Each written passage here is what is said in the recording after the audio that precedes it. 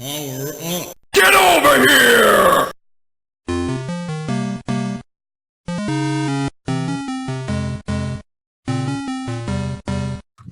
Hello, everybody out there on YouTube. We are the middle-aged guys. We bullshit about nothing. I am the Reverend. The theme here. Mouse one. And this particular video is actually coming on the heels of the great 20th anniversary of something that hit the particular industry, had its particular impact. Maybe not as much as some people remember it to actually have. But what I'm talking about, simply, guys, you have it ready? On three. 1, 2, 3. The Nintendo 64. The first official 64-bit console out there. Actual real 64-bit console out there. Nintendo 64 was released out. Actually, the official release date for the United States was September 29th, 1996. It broke street date, actually. I believe there was a Walmart in like Arizona or Oregon that broke street date on it on September 26th, 1996, and it started selling at all retailers after that. What happened to Walmart is that they lost out on a lot of advertisement dollars because they did that, and that's the reason why a lot of retailers are very strict about hitting street date. Reason why I remember that even now, over 20 fucking years later, or almost 20 years later, is that my very first job in retail in the video game industry was actually working for EB Games back before they got bought out by GameStop. And my very first day on the job was September 26, 1996. I remember the day exactly because I came in for the afternoon shift, pretty much to go ahead and finish up all the way until closing. And my manager at the time, Keith, he sat there and said, look, I know it's your first day, but I've got this to say. The N64 broke street date. I can't fucking train you today. What I want you to do is whatever I ask you to do it explicitly. Don't ask too many questions. Don't worry about it. He's like, just follow every fucking instruction that I give you. We'll make it through this day because it's already been fucking crazy and it's going to continue to be crazy. And that's how my day went. And that was pretty much kind of like my crash course introduction to the industry and also to the Nintendo 64.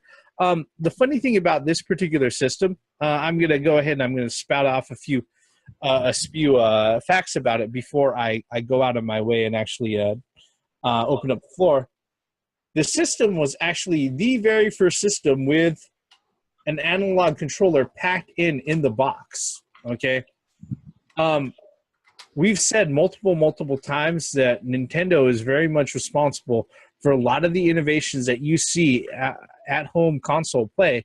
And yeah, a big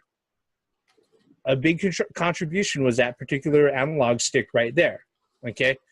A lot of systems, up until that point, the only system that had an analog controller was the PC, and that was pretty much relegated to flight controls. Okay. But this right here, along with Mario 64, demonstrated what analog would do for home consoles. Okay. Now, the controller itself is actually pretty much an example of, form and function working together. This thing, I will say it right now, looks like something out of a fucking cartoon. Okay, it looks like a joke. But the reason why it's set up that way is that you have 3 different fucking configurations that you can use. Shoulder buttons, Z trigger at the bottom. This right here can be used for accessories like a memory card or a rumble pack, which the Dreamcast would do with the jump pack. 6 buttons on the face, But no Street Fighter came out for it. Yeah, and I'm gonna say right now, Killer Instinct. I'm almost tempted to say that it doesn't count, but let's put that aside for the later. All right, but yeah, functionality and controllers right here You know, not only that, but if you look at the front of the Nintendo 64 itself, 4 fucking ports. Okay, this was built with couch multiplayer on in mind, whether it's co-op or versus. Fucking anybody who is from the late 90s who knows about doing split screen on GoldenEye knows exactly how valuable this shit is. All right. You know, fucking groundbreaking, okay? The other thing that was very groundbreaking was this. The expansion, yeah. The very first console that accommodated expansion memory. This right here increased the onboard RAM from 2 megs to 4 megs. Doesn't sound like a lot, but with certain titles, oh my god, it made a huge fucking difference with the visual fidelity, you know? Despite all of that, the Nintendo 64 didn't see as much success as Nintendo hoped it to be. It was part of the 5th generation of consoles, along with the PlayStation and the Sega Saturn. In the end, it ended up selling 32.93 million, almost 33 million units worldwide. And it went out of production. It was finally discontinued, I believe, in 2003. Yep.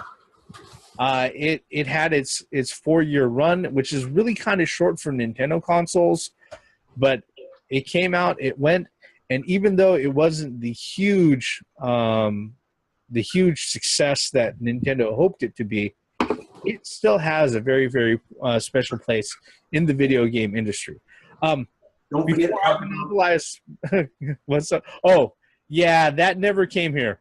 That never came here. That never came here. Yeah, that never came here. We know about that, but that never came here. See, All that, right. that kind of reminds me of the way the Famicom was with its disk drive. Yep.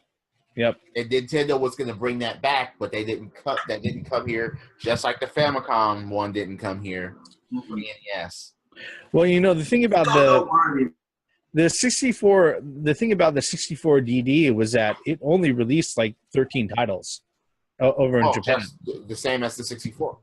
Yeah, well, or actually, the same as the Virtual Boy.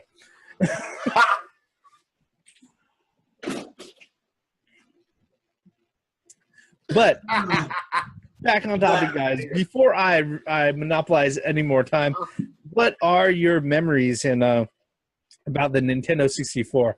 I know we're all old enough to remember it. Okay, I remember. Thoughts, guys? Okay, I remember that this was supposed to be called the Ultra 64. The Ultra 64 that was advertised with the arcade version of the first Killer Instinct, available for your home in 1995, only on Nintendo Ultra 64. Cruising USA? Cruising USA was another, and I was like, I'm going to get those games. I'm going to get those games. And then, first of all, they delayed the fucking system because they weren't. This was the result of Nintendo and Sony not pairing up.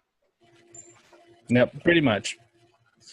You know what's funny is that the backbone of the Nintendo 64 is a custom silicon graphics chip that allowed them to go ahead and do a lot of the rendering for Killer Instinct and also the Donkey Kong countries that came out later.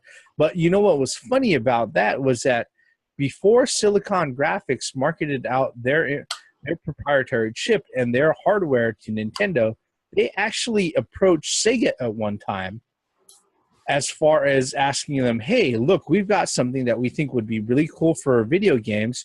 What do you guys think about this? And Sega of Japan told them, no, we already have something in mind. You know, we have competitors who happen to be up in Washington that maybe if you want to go ahead and talk to them about it, go ahead and talk to them. But we're all set with ours because they had already had something in mind for the Saturn. So could you imagine a Sega Saturn that had a fucking DVD drive with the fucking graphical and sound hardware of this?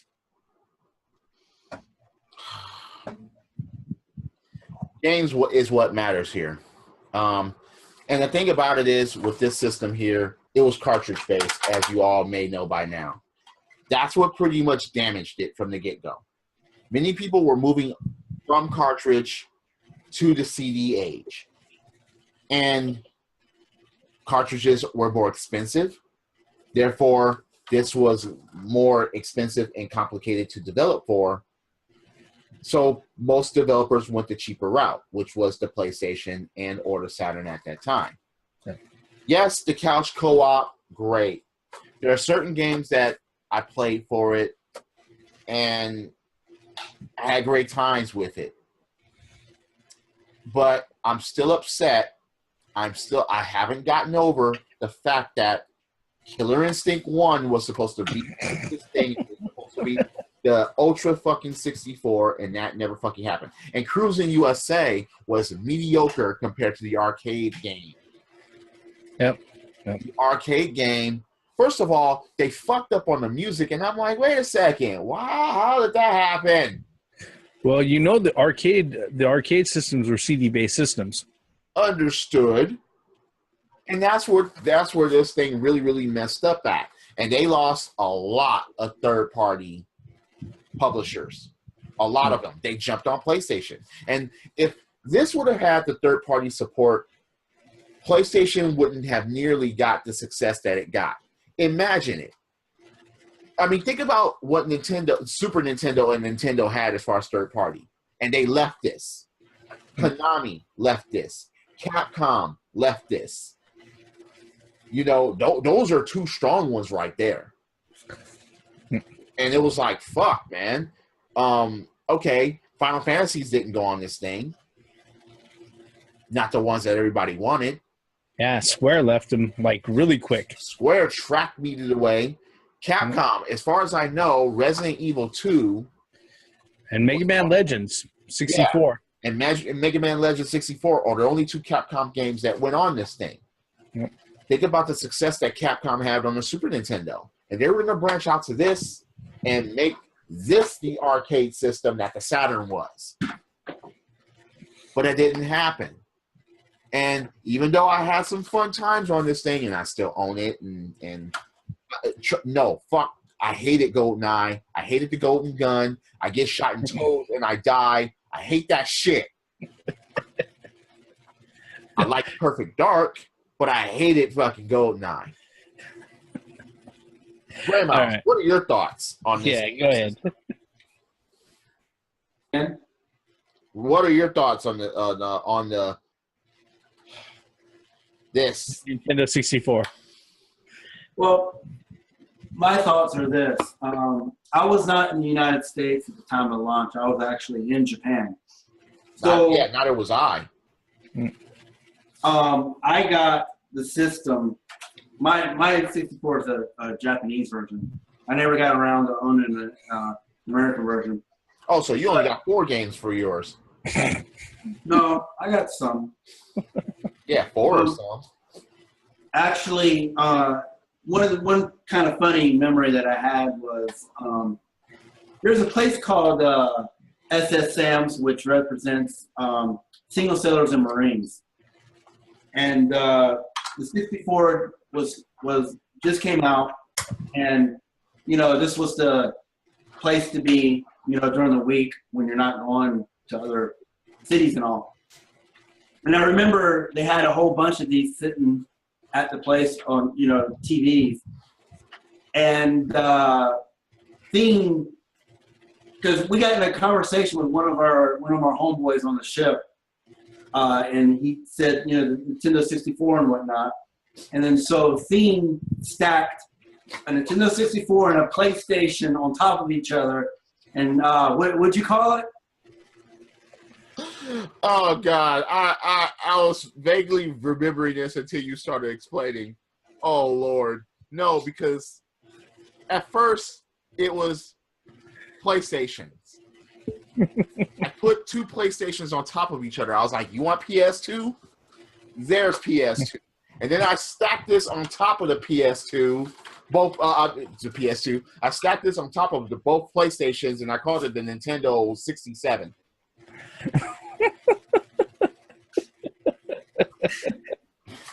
Yeah, that was a little hilarious thing. But anyway, so yeah, I wasn't in America during this when the 64 was launched, so I only have Japanese. I was still in the United States when the Japanese 64 was released, and there were some that were imported to game stores. Oh, because I remember there was a game store called Game Land, and they had the Japanese 64 there. So I actually played Super Mario 64, the Japanese version, and didn't know what the fuck was going on and didn't know what the fuck I was doing. Yeah. Speaking of the Japanese version, I got it right here. Complete box. I've got a Japanese version for Mario 64 also. The funny thing about the Nintendo 64 is that, like I said, that was like my introduction to retail, working with video games behind the other side of the counter. And, yeah, my God, did these things sell out fucking quick. And the one thing that really kind of hurt this particular console was the fact that its launch library was weak. What was it at? Only 5 or 6 games to it? In the first Mario, Pilot Wings. And that was it for like almost the first 3 months. Yeah, and the thing is that they weren't cheap either. Mario, when it came out, was $69.99. Fucking Pilot Wings was $79.99 when it came out. Yeah.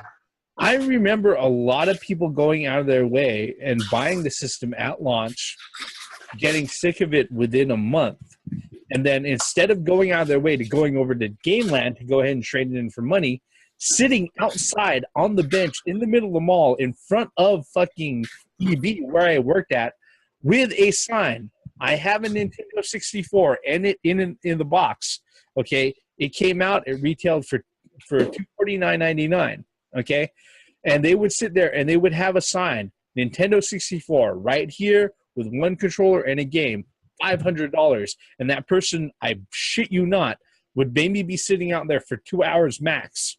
Somebody would walk up to them, buy that fucking system, already used, already fucking played, okay, with the system, a controller, fucking Mario 64, to go ahead and take it away to fucking box it up for fucking Christmas. All right. Yeah, my particular memories of the Nintendo 64 are a little bit different than other people's memories. All right. Let me just be honest. This particular unit right here, I did not get this unit until 1998. When I was already living up in Washington and I was working for Nintendo at the time. I will tell you, if I'd never worked at Nintendo, I would not own a Nintendo 64.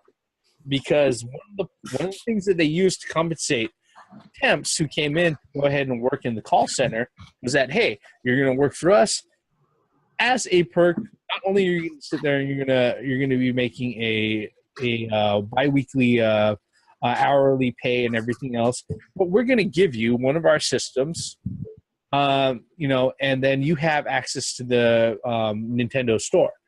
And yeah, that's how I came upon this particular system. If I wasn't ever working at Nintendo, I wouldn't have this fucking system. Because to tell you the truth, it doesn't have that many games that I am really, really interested in. Now, that's not to say that I didn't build up my library to an amount where I'm like, okay, I can actually justify owning this thing and keeping it around. But yeah, there was a lot of things going on, like what the theme said.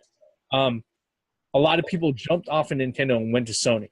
Okay, because let's be honest, the licensing practices and contracts that they had with third-party publishers from the NES going into the Super Nintendo and everything else turned a lot of publishers off because they sat there. They're like, "Hey, look, we're putting out a game, and because we have to pay licensing fees, it's going to be $10 more at fucking retail. You're going to put out a game at the same time, and it's going to be $10 less. How are we going to fucking compete and make our money back? And you're telling us we can't even make as many games as we want over the year? All right. Or we've got a shitload of games that we have published in Japan, and you're telling us that we can't bring over certain titles to the U.S.? Well, the extra $10 is for no load times.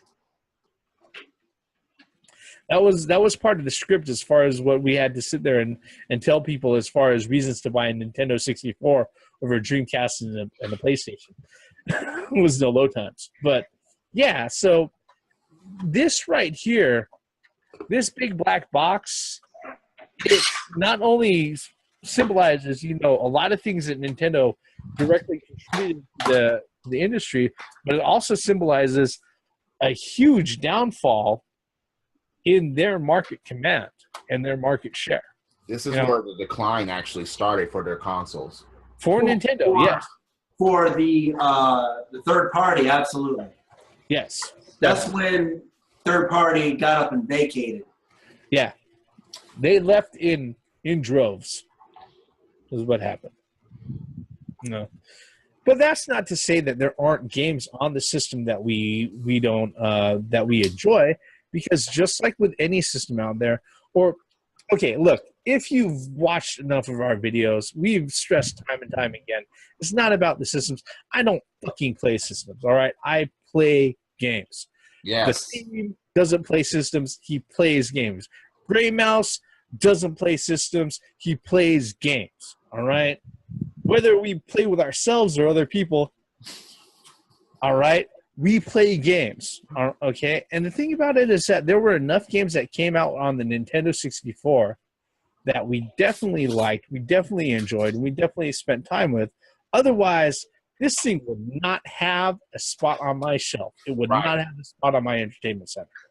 All righty. So what we're going to do is we're going to do a little bit of show and tell. If you didn't expect that to happen, for the next few minutes. Guys, we'll go one by one. Games that you happen to have that, made this system worthwhile having. Who wants to go first? Listen, this was one of the primary reasons to have a Nintendo 64 at one point. And a Rumble Pack. The Rumble Pack came with this thing. Yep. And it had the perfect use for it. Damn it, I love the tanks. Yeah. Love the tanks. Yeah. But now I play this on my freaking 3DS. But this is the original. This is worthwhile. This was worth getting for the system at that time. I mean, fuck. One of the best games I've ever played. I wish that, look, Cruising USA, if they would have done it just like this, then it would have been worthwhile. Because this one, everything was pretty much arcade perfect. Even the fucking music. Yep. Damn it. I mean, why? Why? All right.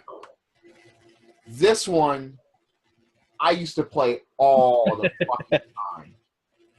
All the time.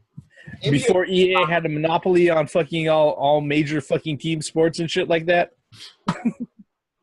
Right. Oh my God. If you never play NBA Hang Time, it's basically like NBA Jam with a little bit more put into it.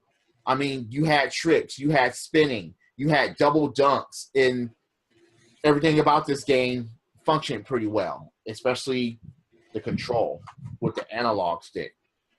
And then, of course, everybody well known by now, if you're on my channel, I'm a wrestling fan. And this is one of the best wrestling games I've ever played in life. Period. I will still play this to this day. I still got my creative characters on there. The theme is on there. My other character, Golden Ass Kicker, is on there. Look, this was one of those games where I could pop in at any time with just about anybody that was around and have some fucking fun with it. Wrestling games, take note, you need to be more like this, or Super Fire Pro Wrestling, or Nasumi Championship Wrestling, or Pro Wrestling for the NES. You need to fucking go back to this, because this is when wrestling games were fucking fun. What about you, Gray Mouse? What are a handful of games? Maybe keep it within 4 or 5 or so. Oh yeah, this is just real quick. Who goes without saying Super Mario 64? Oh yeah. And then Donkey Kong 64. Oh yeah. I mean, come on. If you didn't have Mario 64 for the system, for the 64. I don't understand. Yeah, I mean, here's the thing. If for as much as Sony went out of their way to go ahead and push 3D onto the industry altogether, okay, nothing broke it out and made it more acceptable to mainstream fans and mainstream consumers, casual consumers, than Mario fucking 64, all right? As much as Sony went out of their way and they completely banned fucking 2D games altogether for fucking years, okay? They sat there and they're like, everything has to be 3D. Everything has to fucking be 3D. Even though the best fucking titles that came out of the early years of the PlayStation were fucking 2D. Castlevania Symphony of the Night, hello. Suikoden, hello. All right. They went ahead and they were all about not only fucking pushing 3D onto the market, but trying to shove it up everybody's ass. Yeah. You know, the problem was that they didn't have a Mario 64 around to sit there and say, this is what it can give you as far as your gameplay experience. And Nintendo has to be thanked for that. And Go ahead, Grimhouse. The couple of games that for Battle 64. Oh, yeah, indeed. Yep. And then, of course, I can't go without, video without talking about this has got to be one of the best Zeldas ever, the Ocarina of Time. This is a very key point.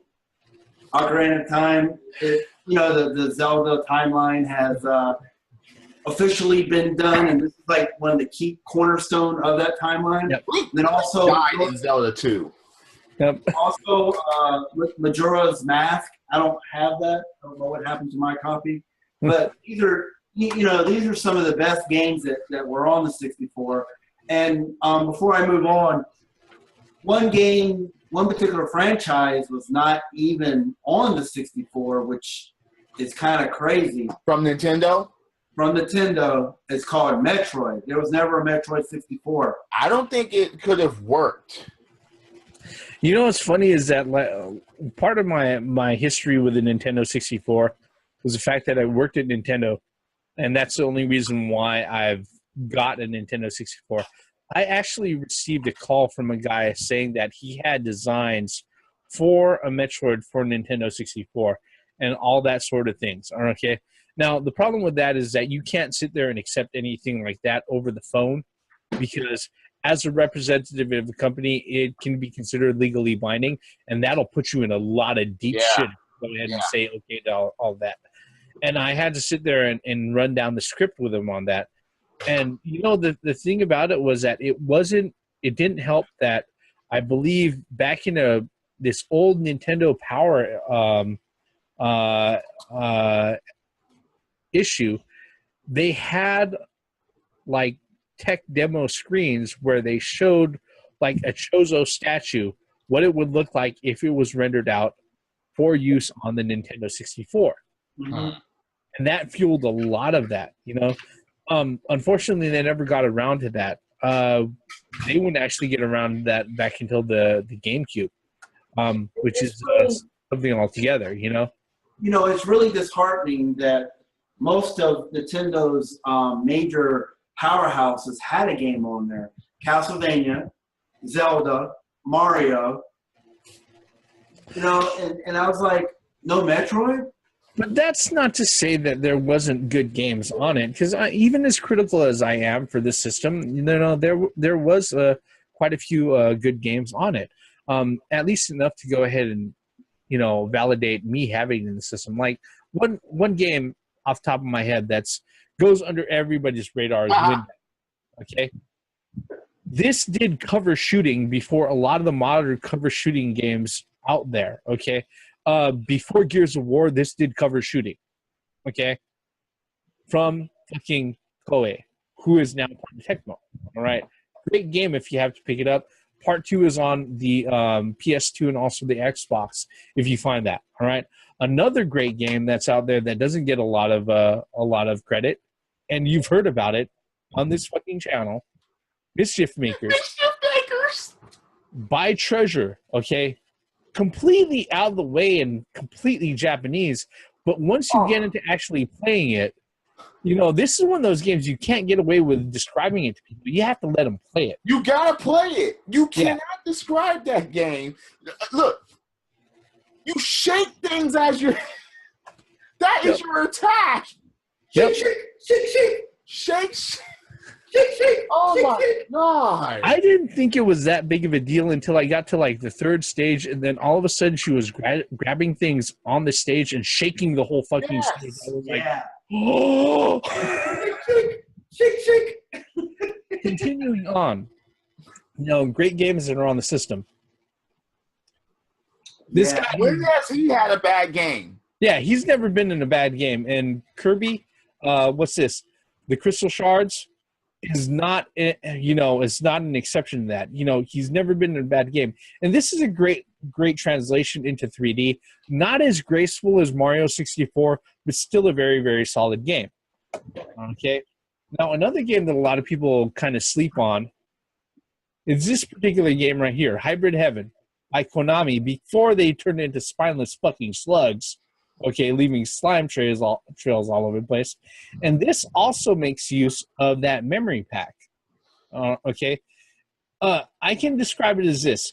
It's an action RPG. When you get into combat, not only is it close quarters combat, but it's close quarters combat where you are taking mutants and you're suplexing them on their heads and pile driving them or fucking, you know, kneeing them in the head. This is a great fucking game. All right. Now, lastly, another one that kind of seems obvious, but has to be noted. Yeah. Rare was on the top of their game when they made this fucking game. Yes. And I just want to mention this right now before you say anything else. Go ahead. There's a reason why it has an M rating. That's all I have to say. You know, that is the crudest humor you can find in a Nintendo game. Yeah, for the longest time, Nintendo was declared as, oh, Nintendo's that family-friendly company. It's all for little kids. They're never going to put anything out for adults on it. Rare listened to that. Nintendo listened to that. And this is also around the time that the ESRB and a whole bunch of other stuff, I think Columbine and a whole bunch of other shit was coming around. This was Rare's and Nintendo's big fuck you. Yep. A whole bunch of critics and a whole bunch of detractors about Nintendo not. Mortal Kombat 2 and Mortal Kombat 3 come on the Super Nintendo? Oh yeah, but that was around the time that the ESRB was set up. But remember at the time, well, a thing that I heard even on the Nintendo hotline, working on at their fucking call center, was, you know, well, why would I get a Nintendo 64 for my kid? I mean, he's like 14, you know, he's going to be looking at getting like other games. In which case the script went, well, sir, you know, I understand that if you want to go ahead and get those particular systems for, you know, XYZ kid or whatnot, you know, they offer these particular things. But this is what the Nintendo 64 offered. You know, I couldn't go out of my way and sit there and say, pick up Conker's Bad Fur Day. All right. That prepubescent, pimply-faced motherfucker who thinks that saying fuck and shit and making pussy jokes equivalates to mature, all right, is going to go ahead and fawn all over that and jack off to it until he passes out and dreams about this bullshit, all right? I couldn't sit there and say that, but I really wanted to, okay? But yeah, Conker's Bad Fur Day, definitely a great game. We forgot to mention Banjo and Kazooie. Well, I would say that's Rare at the top of the game for another reason, okay? But, you know, obviously, 20 years later, Nintendo 64, great system. I didn't sit there and expect it to have quite the impact on my life that it did. But you know what? It did. And some of that's maybe a little bit outside of what I initially expected and things like that. But you know what? I always love it when I sit there. I'm able to sit there and celebrate anniversaries for things that make an impact in my life.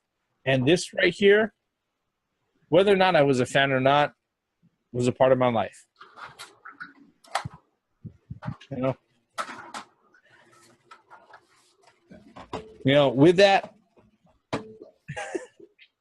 if you guys have them, I think this requires a toast. 20 years, Nintendo 64, not the biggest impact, but Nintendo, you're still plugging around, and shit, you're the only game in town, really. Cheers. Cheers. Do a barrel roll. You know what? If I get drunk enough, I'll probably decide to go ahead and do that. With that, thank you for sticking all the way up to this point in time. If you're so kind, hit like, hit subscribe, leave us a comment below. We are the middle-aged guys. I am the Reverend. The theme here. Gray Mouse 1. Once again, for the benefits of common sense, logic, and gaming. And thank you, Nintendo 64. You're supposed to be the Ultra. You're supposed to give us Killer Instinct 1, but fine. Still have some great games on it, and you introduced 3D the way it was supposed to be done with toothless fits. Mario and Zelda. Zelda games. The best Zelda games ever. Mario and Zelda. Credits. Do a barrel roll. I want myself a whiskey barrel right now. Wait a minute. I might already be there.